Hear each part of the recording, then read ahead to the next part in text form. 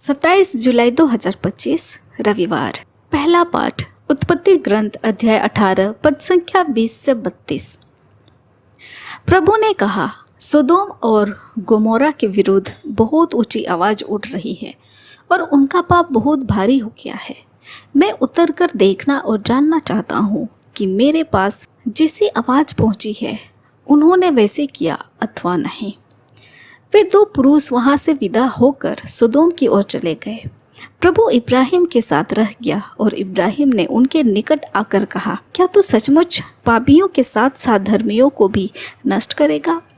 नगर में शायद 50 धर्मी है, क्या तू उन्हें सचमुच नष्ट करेगा? क्या तू उन 50 धर्मियों के कारण जो नगर में बसते हैं उसे नहीं बचाएगा? क्या तू पापी के साथ साथ धर्मी को मार सकता है? क्या तू धर्मी तथा पापी दोनों के साथ एक सा व्यवहार कर सकता है? तू यह कैसे कर सकता है? क्या समस्त पृथ्वी का न्याय करता अन्याय कर सकता है?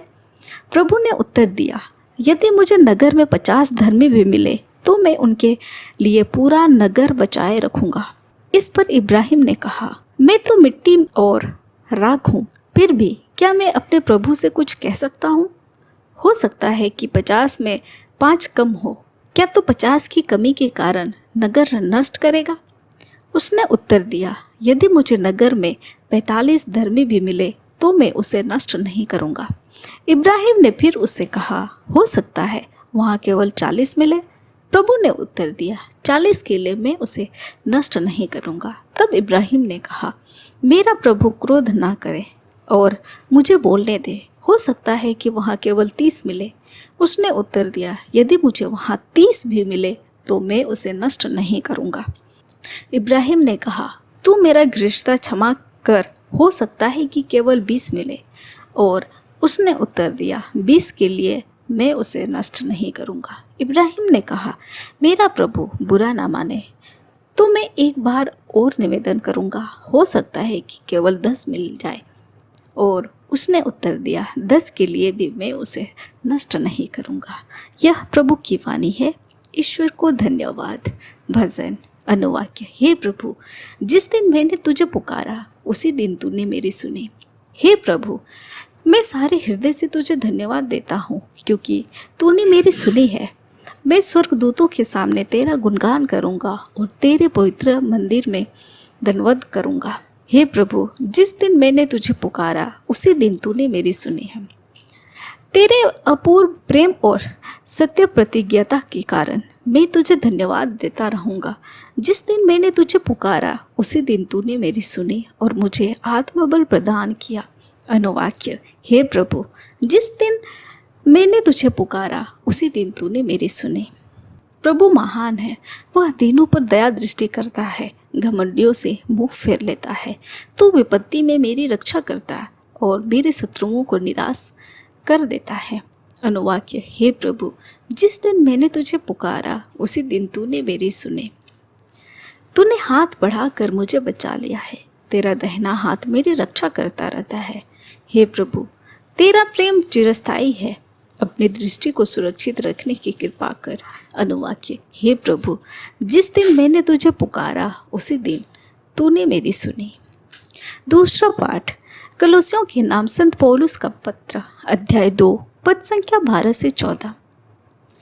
आप लोग बपतिस्मा के समय मसीह के साथ दफनाए गए और उन्हीं के साथ पुनर्जीवित भी किए गए हैं, क्योंकि आप लोगों ने ईश्वर के सामर्थ्य में विश्वास किया जिसने उन्हें मृतकों में से पुनर्जीवित किया है। आप लोग पापों के कारण और अपने शरीर के खातने के अभाव के कारण मर गए थे। ईश्वर ने आप लोगों को मसीह के साथ पुनर्जीवित किया है और हमारे सब अपराधों को क्षमा किया है। उसने नियमों का वह बंधपत्र जो हमारे विरुद्ध था रद्द कर दिया और उसे क्रूस पर ठोक कर उठा दिया है। यह प्रभु की वाणी है। ईश्वर को धन्यवाद। जय घोष। Alleluia alleluia. प्रभु कहते हैं, संसार की ज्योति मैं हूँ, जो मेरा अनुसरण करता है उसे जीवन की ज्योति प्राप्त होगी। अल्लेलुया। संत लूकस के अनुसार आज का पवित्र सुसमाचार अध्याय 11 पद संख्या 1 से 13। जिस दिन यीशु किसी स्थान पर प्रार्थना कर रहे थे, प्रार्थना समाप्त होने पर उनके एक शिष्य ने उनसे कहा, हे प्रभु, हमें प्रार्थना करना सिखाइए, जैसे यूहन्ना ने भी अपने शिष्यों को सिखाया। यीशु ने उनसे कहा, इस प्रकार प्रार्थना किया करो, हे पिता, तेरा नाम पवित्र माना जाए, तेरा राज्य आवे, हमारे प्रतिदिन हमारा दैनिक आहार दिया कर, हमारे पाप क्षमा कर, क्योंकि हम भी अपने सब अपराधियों को क्षमा करते हैं, और हमें परीक्षा में ना डाल। फिर यीशु ने उनसे कहा, मान लो कि तुम में से कोई आधी रात को अपने किसी मित्र के पास जाकर कहें, दोस्त, मुझे 3 रोटियां उधार दो, क्योंकि मेरा एक मित्र सफ़र में मेरे यहाँ पहुँचा है और उसे खिलाने के लिए मेरे पास कुछ भी नहीं है। और वह भीतर से उत्तर दे, मुझे तंग ना करो, अब तो द्वार बंद हो चुका है, मेरे बाल बच्चे और मैं हम सब बिस्तर पर हैं, मैं उठकर तुमको नहीं दे सकता। मैं तुमसे कहता हूँ, वह मित्रता के नाते भले ही उठकर उसे कुछ ना दे, किंतु उसके आग्रह के कारण वह उठेगा और उसकी आवश्यकता पूरी कर देगा। मैं तुमसे कहता हूँ, मांगो और तुम्हें दिया जाएगा, ढूंढो और तुम्हें मिल जाएगा, खटखटाओ और तुम्हारे लिए खोला जाएगा। क्योंकि जो मांगता है उसे दिया जाता है, और जो ढूंढता है उसे मिल जाता है, और जो खटखटाता है उसके लिए खोला जाता है। यदि तुम्हारा पुत्र तुम से रोटी मांगे तो तुम में से ऐसा कौन है जो उसे पत्थर देगा? अथवा मछली मांगे तो मछली के बदले उसे सांप देगा? अथवा अंडा मांगे तो उसे बिच्छू देगा? बुरे होने पर भी यदि तुम अपने बच्चों को सहज ही अच्छे दान देते हो तो तुम्हारा स्वर्गीय पिता मांगने वालों को पवित्र आत्मा क्यों नहीं देगा? यह हमारे प्रभु यीशु ख्रिस्त का सुसमाचार है। ख्रिस्त के जय। तो आइए आज के तीनों पाठों पर थोड़ा सा मनोचिंतन करते हैं। प्रभु हमें प्रार्थना करना सिखाएं। प्रभु की प्रार्थना में 5 याचिकाएं हैं। पहली 2 ईश्वर संबंधी और 3 हमारी आवश्यकता से जुड़ी है। उन तीनों में से प्रत्येक बहुवचन है।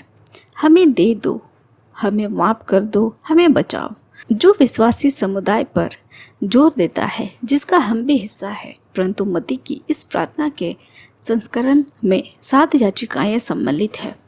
यीशु सिखाते हैं कि प्रार्थना में शब्द इतने महत्वपूर्ण नहीं जितना कि ईश्वर की दया और अनुकंपा पर हमारा भरोसा।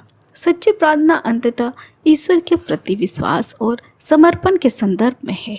हम पूरी श्रद्धा और भक्ति से प्रार्थना करें और प्रभु अवश्य हमारी प्रार्थना सुनेंगे और उसका उत्तर देंगे।